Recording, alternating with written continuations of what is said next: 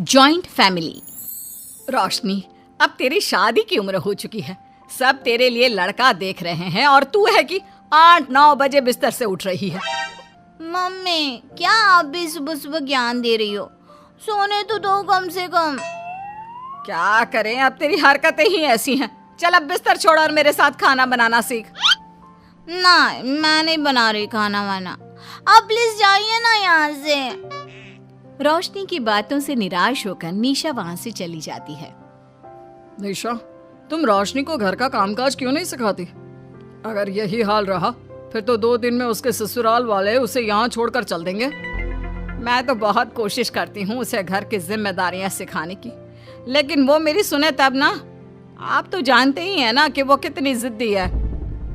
हमें निशा के लिए एक ऐसा लड़का ढूंढना होगा जिसका भरा पूरा परिवार हो, सास ससुर से लेकर जेठ जिठानी देवर ननद सब हो। यहाँ ना सही, लेकिन शादी के बाद उसे वहाँ अपनी जिम्मेदारियों का एहसास जरूर होगा।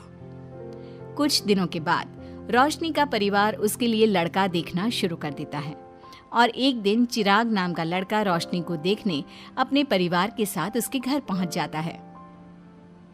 देखिए भाई साहब, मैं पहले ही आपको बता देती हूँ, हमारा परिवार बहुत बड़ा है, इसलिए अगर आपकी लड़की हमारे घर की जिम्मेदारियाँ बिना नान नुकुर के उठा सकती है तभी हम ये रिश्ता पक्का करेंगे। अरे ये भी कोई बोलने वाली बात है बहन जी।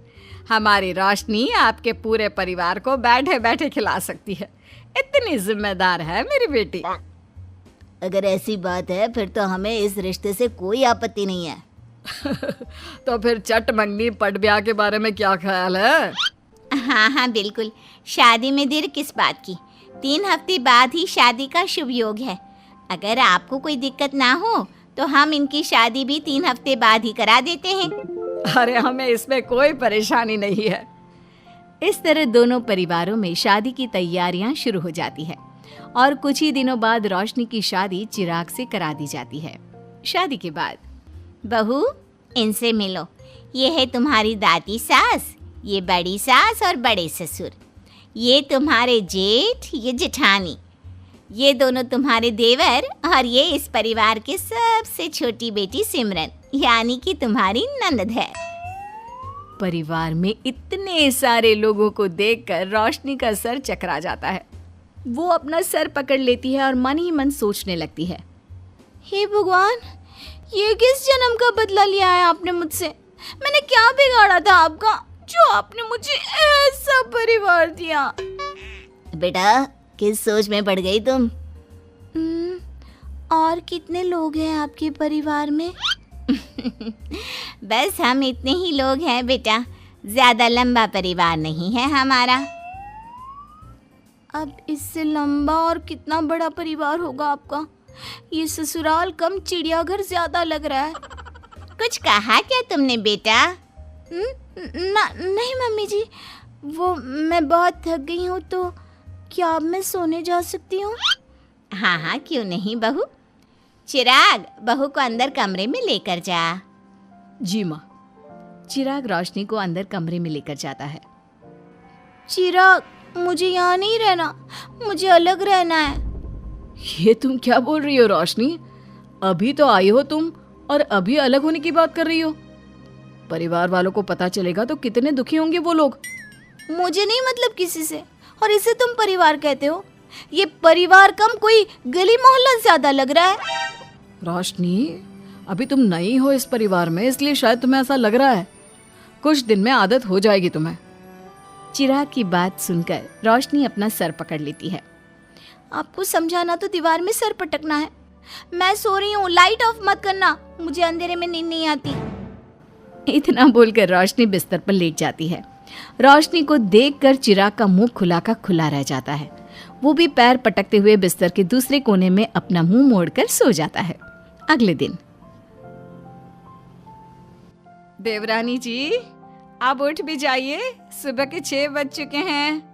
सोने दो ना मम्मी, क्यों परेशान कर रही हो? देवरानी जी, मैं आपकी मम्मी नहीं जेठानी हूँ। सुबह सुबह क्या मजाक है मम्मी? इतना कहकर रोशनी अपनी आंखें मसलते हुए उठती है और अपनी जेठानी को देखकर चौंक जाती है। दीदी आप यहाँ? पिछले 1 घंटे से तुम्हें उठा रही हूँ, लेकिन तुम हो कि अब उठ रही हो? लेकिन अभी तो सिर्फ 6 बज रहे हैं, आपने मुझे उठाया क्यों? वो इसलिए क्योंकि आज तुम्हारे इस घर में पहली रसोई है, तो खाना आज तुम्हें ही बनाना होगा ना। क्या? मुझे पूरे मोहल्ले के लिए खाना बनाना पड़ेगा?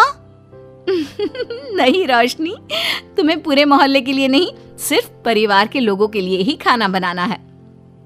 आपका परिवार किसी मोहल्ले से कम है क्या? कुछ कहा क्या तुमने? हाँ नहीं दीदी, आप चलिए, मैं अभी फ्रेश होकर आती हूँ। आरती वहां से चली जाती है, जिसकी थोड़ी देर बाद रोशनी भी रसोई में जाकर मजबूरी में सबके लिए खाना बनाने लगती है।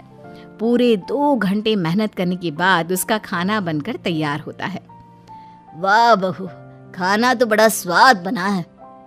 सच में बहू, तुमने भले ही बहुत देर लगाई खाना बनाने में, लेकिन खाना बहुत स्वादिष्ट बना है।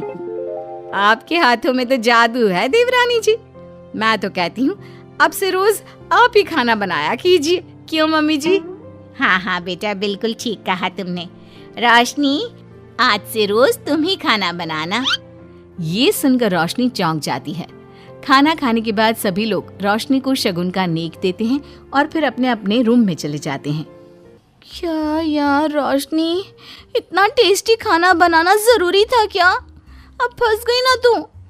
ये सब माँ पापा की वजह से हो रहा है, उनके कारण मुझे ये सब झेलना पड़ रहा है।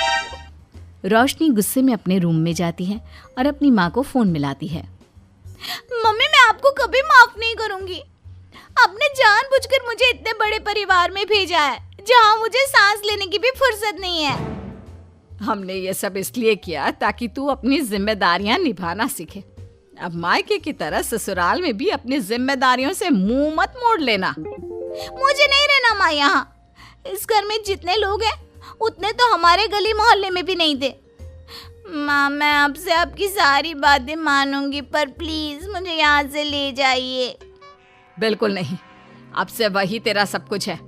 वहां से भागने के बजाय अपनी जिम्मेदारियां पूरी करना सीख, इससे हमें भी थोड़ी खुशी मिल जाएगी। माँ की बातों से निराश होकर रोशनी फोन काट देती है, जिसके बाद उसकी नजर नेक में मिले पैसों पर पड़ती है और वो फटाफट से बिस्तर पर बैठकर पैसे गिनना शुरू कर देती है। अरे वाह, ये तो पूरे 25,000 रुपए हैं। किसी ने भी 5100 से कम का नेक नहीं दिया। चलो अच्छा है, कुछ तो फायदा हुआ इतने बड़े परिवार में शादी करने का। अब इन सब पैसों से मैं अकेले शॉपिंग करूंगी, बहुत मजा आएगा। शॉपिंग के बारे में सोच सोच कर ही रोशनी अपने बिस्तर पर कूदने लगती है। उसे बिस्तर पर कूदता देख सभी लोग चौंक जाते हैं।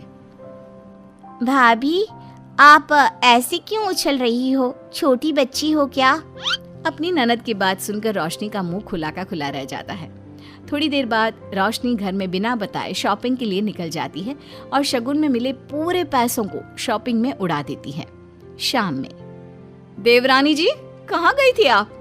जानते हैं सब आपके लिए कितना परेशान हो गए थे, कम से कम आपको बताकर तो जाना चाहिए था ना। सॉरी दीदी, मैं आप लोगों को बताना भूल गई।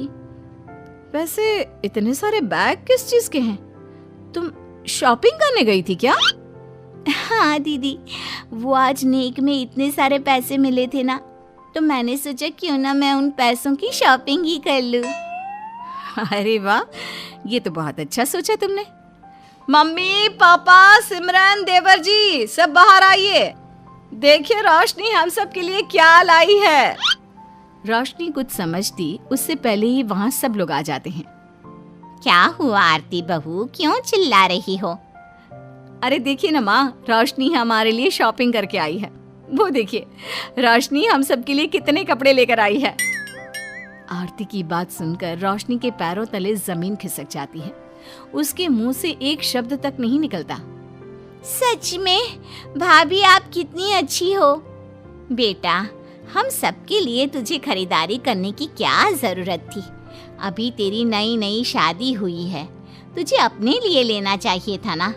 एक काम कर, ये सारे कपड़े तू ही रख ले, किसी को कुछ देने की जरूरत नहीं है। चलो, कोई तो समझदार है इस घर में। वाह भाभी, कितनी सुंदर ड्रेस है। ये शॉर्ट ड्रेस मुझे पता है आप मेरे लिए ही लाए होंगे, है ना?